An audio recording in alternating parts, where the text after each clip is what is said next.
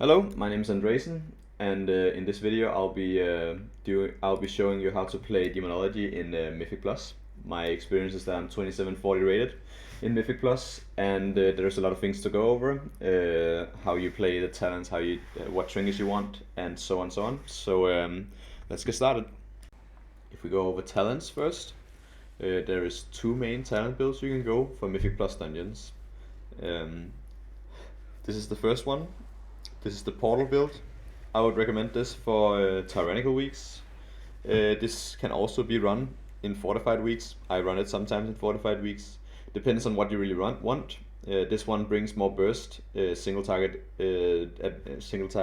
damage, which is very helpful in some keys. You can also run this build, which is a more all-around AoE build. This will definitely do more overall in most keys if you only care about overall. This will do a lot of AoE damage, like a lot if you play it right. This will really fucking slap. I want to go over one more thing, and it's this talent called Demonic Calling. This talent, if you go back to this build, is optional. You can either choose to go this talent or Fell Sunder. This is personal preference. It depends on what you want. I really like Demonic Calling. I feel like it's very useful in keys. The mobility is very good, and it procs fairly often, which is super nice. Fell Sunder is just a flat out 5% damage increase if you play it right, which is also like very good. So it's kind of up to you which one of these two you want to get.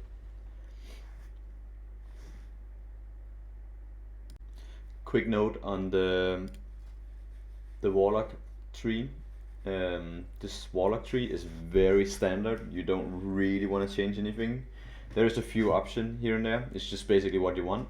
There's this amplifying curse, which can be useful in some cases if there's something you can curse. Maybe with Curse of Tongue, maybe Curse of Exhaustion, I think it's called, the one that reduces movement speed.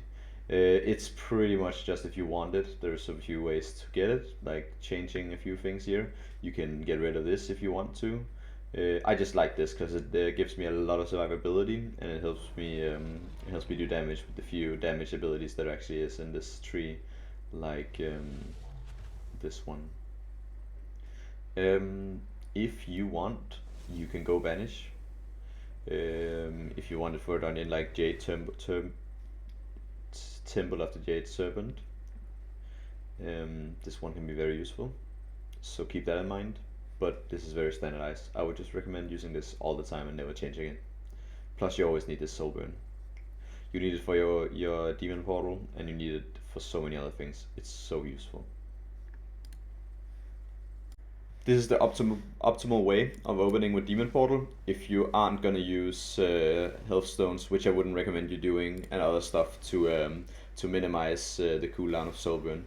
This is just the very basic, the normal nether portal rotation that you want to get used to and get into your head and practice.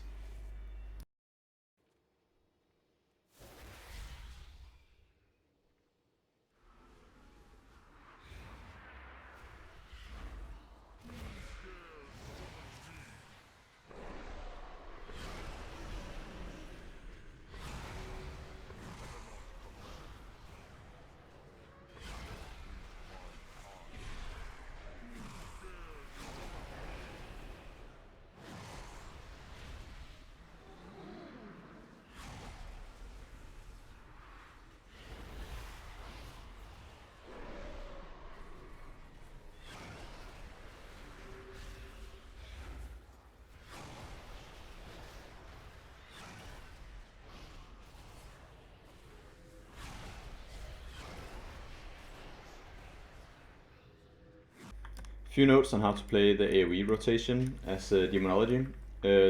What you want to focus on if you have all your CDs up. I like to put them into two groups. That is small burst and large burst. And this doesn't include nether portal. This is flexible between short burst and large burst. So the way large burst works is that you have Grimoire Felguard up. and you have Dreadstalkers up. That is the big burst. It works with that you want to be having a few imps or whatever, and you press these two, and you press Tyrant with this, and you begin ramping imps, and you use demonic strength. This is the large burst. You want to press your Trinket here or whatever you have, and I usually really like imploding while I have Tyrant up to make the imps do extra damage on implosion. And the small burst will be coming up in a bit. I'll be showing you that, and I'll just be showing you it with my pets on passive. It doesn't really matter. No, actually I'll do them on active, whatever. This is a small burst, and just to showcase the small burst here, you just want to make sure you have Dreadstalkers and Tyrant up at the same time. That's the only thing you want to worry about with small burst, and a few imps. But that should come naturally when you're doing keys, because there will always be imps being produced while you're killing packs, and you will always be imploding, and the imp game bosses will be like will give you more imps, and it's just a spiral of a lot of imps. So right now you can see my Dreadstalker comes off cooldown. I use Dreadstalkers. I use one more Hand of Gul'dan to get more imps, and then I use Tyrant again. This is the small burst window. Again, I could have chosen to use Nether Portal on this small burst window if I wanted to. This is completely up to you and what packs you need to do. And yeah, I just want to implode before the Tyrant runs out again. And I can see that I have a lot of imp gang bosses, so I might as well implode this also when it hits 1. Yeah, now I'm imploding again, and that's basically just how it works. Just keep looking at this timer, and when they get close to 1 or 2, you implode them, and you do like a lot of damage. And yeah, just press Dreadstalkers on CD, and press Tyrant on CD. You wanna, if you have Tyrant up, you really wanna press it as soon as you can. Like, unless you're coming up to a boss or something where you need it immediately for Nether Portal and stuff. But yeah, now I have Tyrant coming up, then I press Dreadstalkers, Grimoire Felgarden, Demon Bolt, Hand of Gul'dan, and now I have it again. Pressing it, and here we go, this is the large burst again. And I always want to press Demonic Strength with it, which has been pressed now. And I want to implode in this window. See how it works? Yes, this is pretty much how it works. This is how you will do on every single AoE pack. It runs like this all the time. There's not a lot of changes. So yeah. Let's quickly go over the Weakauras. So, I have a few Weakauras. All these will be in the description. I have my main Weakaura is the Noah's Weakaura. You have to be subscribed to him to get this Weakaura package. But if you don't want to subscribe to him, I have another Weakaura I really recommend in the description of this video. That gives you like almost all of this. There is like practically no difference. It's almost just stylish at this point, which one you prefer. I would link that one in the description, which is free. Then I have the Nether Portal plus Pit Lord Tracker. This one is probably already in the Weakaura package you have, but I really like having it in my peripheral vision, like right here, so I can track exactly how long I have left of the Nether Portal, and then how long the Pit Lord will stay. This one is very useful. I would recommend this. Then I have a little bit of an autistic one. This tracks how much damage your demon does, your Nether Portal demon. How much your pitbull does, and how much all of your other demons do in the package. It'll just show you how much your demons do in another portal. And the last one, which I think is the most important one, is this imp tracker. This imp tracker is extraordinarily useful. It is so essential to min-max. If you really want to artistically min-max the imps, this is how you do it. And it's very easy to use. I cannot recommend this enough compared to the other imp counter Weakauras there are. This one will also show another color if it's an imp gang boss. It's extremely useful. I'll show it in a bit. But yeah, let's get on to the next. Alright, let's go over how the Weakaura works real quick. The way it works is then when you start combat, this counter will stop. This counter you see right here is the counter that shows how much the imps will last outside of combat, and this big number 6 here, it shows you how much time the imps will last in combat. The way imps work is that when you leave combat, they will go on this timer up here instead of using this timer, which is extremely useful if you have to switch packs in a dungeon. You will still be able to have a lot of your imps. You can even save imps for another pack to do an insane amount of damage on pull of the pack, which is a very very useful. This gives you a good idea of how much left the imp has outside of combat. When you enter combat, this counter will take an effect. The way this counter works, you'll see on your right when I start generating imps, it'll just tick down normally, how you would expect it to. And if I tyrant, the timer is gonna stop. You see it stops at 1, 2, 3, 3. It's just gonna completely stay still as long as the tyrant is up. When the tyrant stops being up, it's gonna start counting down again.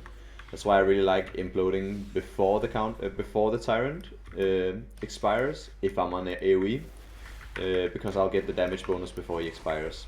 But that's how it works. It's very very useful. I would recommend everyone to get this in the description. If you're gonna take one thing out of this video, it's getting this Weakauras. I really really like it, and I think you would too.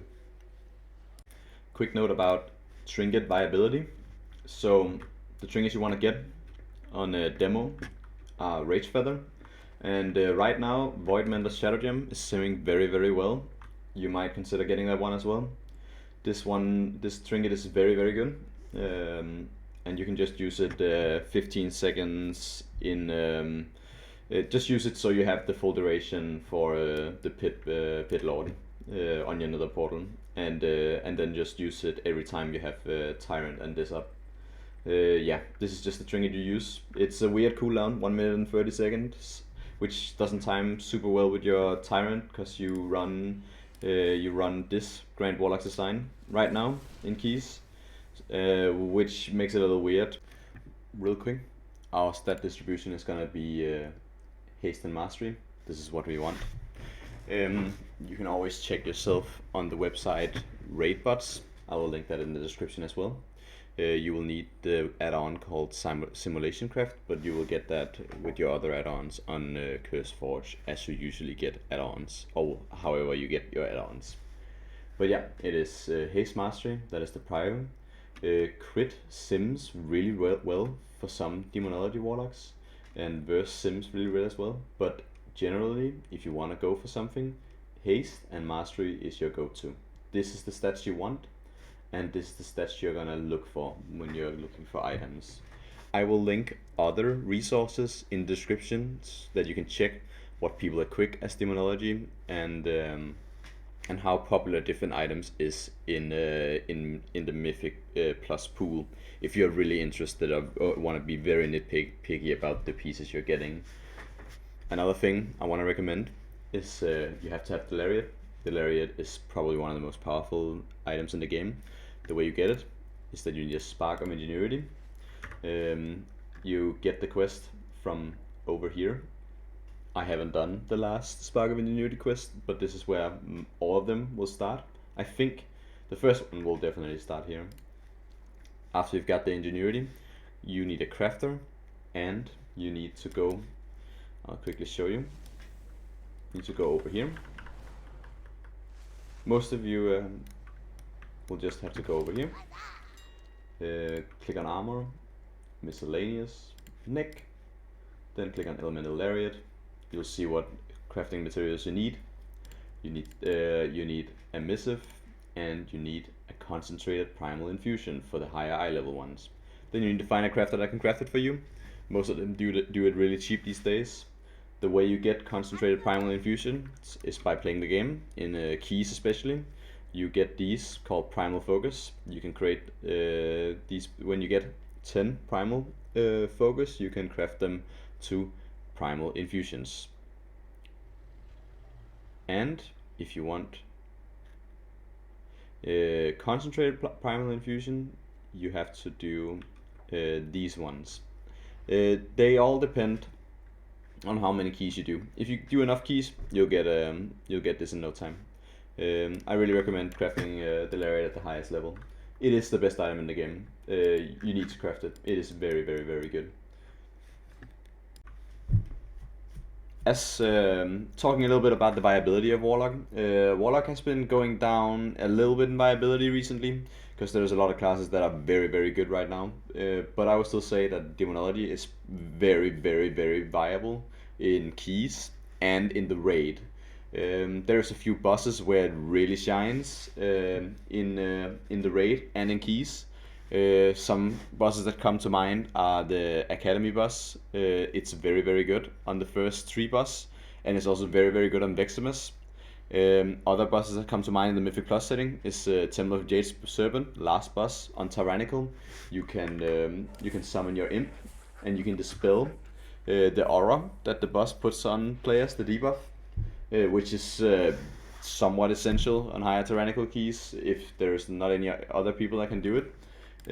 So there's a lot of bosses where the spec really really shines, and there's a lot of comps where it can be very very good.